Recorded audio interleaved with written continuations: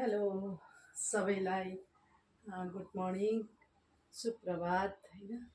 र आज हामीहरूको जसरी बडा दसैँ हामीहरूले मनाउँछौँ त्यसरी नै रामनवमी आज चैते दसैँ आरम्भ भएको छ। आज नवमी र यस चैते दसैँमा पनि हामीले धुमधाम गरेर मनाउने गर्छौँ। यो पर्वलाई हामीहरूले बडो रमाइलोका साथ मनाउँछौँ र विभिन्न चाहिँ मठ मन्दिर घरमा पूजाआजा गर्ने, एकअर्कामा खुसी आदान प्रदान गर्ने, भगवान् श्री रामको आराधना गर्ने र दुर्गा माताको आराधना गर्ने, यी सबै कार्य हामी गर्छौँ होइन। यो चैते दसैँ पनि हामी त्यसरी नै मनाउँछौँ, जुन चाहिँ हामीहरूले यो असोज कार्तिकमा मनाइने गर्छ दुर्गा पूजा होइन।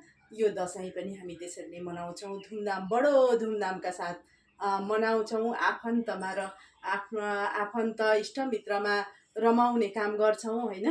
र देश विदेशमा रहनुहुने सबै हाम्रा जात जाति धर्मावलम्बी सबै आफन्त इष्टमित्र साथी सङ्गी फ्रेन्ड फलोअर्स सबैलाई मेरो यो चैते दसैँको हार्दिक हार्दिक शुभकामना, मङ्गलमय शुभकामना है।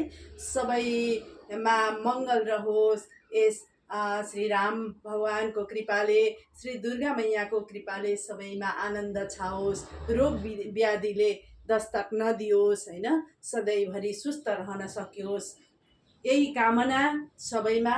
र सबैलाई मित्रता सदैव कायम रहोस् सबैमा, यही नै हामी चाडपर्व अथवा धर्मलाई हाम्रो धर्म स्वरूप मान्छौँ कि मित्रता सधैँभरि कायम रहोस्, अरू अर्काकामा हिंसात्मक भावना पैदा नहोस् भन्नका खातिरै हामीले धर्म कर्म र यी चाडपर्वहरू मनाउने गर्छौँ।